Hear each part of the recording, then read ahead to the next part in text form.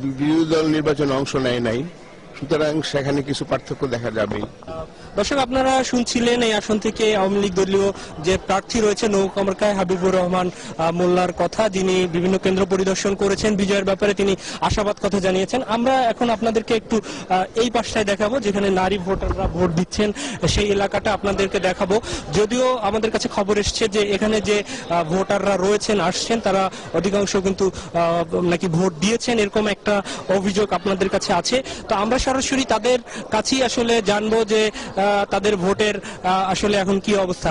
যে আপনি তো ভোট দিয়েছেন, আপনার ভোট দেয়া দেখছে, তারপর আপনি কেন দাঁড়িয়েছেন এখানে? দাঁড়ায় আছি, খুব সুন্দর আমাদের এই ডিউটি দিছে, তো তার জন্য আমরা দাঁড়ায় আছি।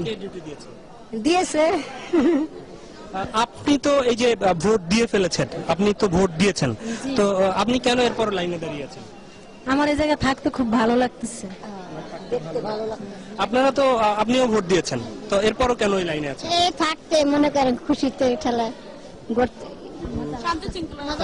দর্শক, এখানে কিন্তু এই লাইনে যাদের দেখছি তাদের অনেকেই অধিকাংশই কিন্তু ভোট দিয়ে ফেলেছে। আমরা ওই পাশটাও যতটুকু দেখেছি যে ভোট দিয়েছে এবং তারা কিন্তু এই লাইনে এখনো আছে। আমরা এই বিষয়ে এখন এই কেন্দ্রের দায়িত্বে থাকা আইন শৃঙ্খলা বাহিনীর সদস্য যাদেরকে আমরা দেখছি, হয়তো কর্মকর্তাকে তাকে দেখছি না, তার সাথে কথা বলে পরবর্তীতে তো জানাতে পারবো যে ভোট দেওয়ার পরও কিভাবে তারা এখানে অপেক্ষায় আছেন এবং প্রিজাইডিং অফিসার যিনি রয়েছেন তার সাথে পরবর্তীতে কথা বলে আপনাদেরকে হয়তো জানাতে পারবো যে যারা ভোট দিয়ে ফেলেছেন তারা কেন অপেক্ষা করছেন, এই বিষয়টি হয়তো জানাতে পারবো। তো এই ছিল এই যে এই ঢাকা 5 আসনের একে স্কুলের কেন্দ্রের চিত্র।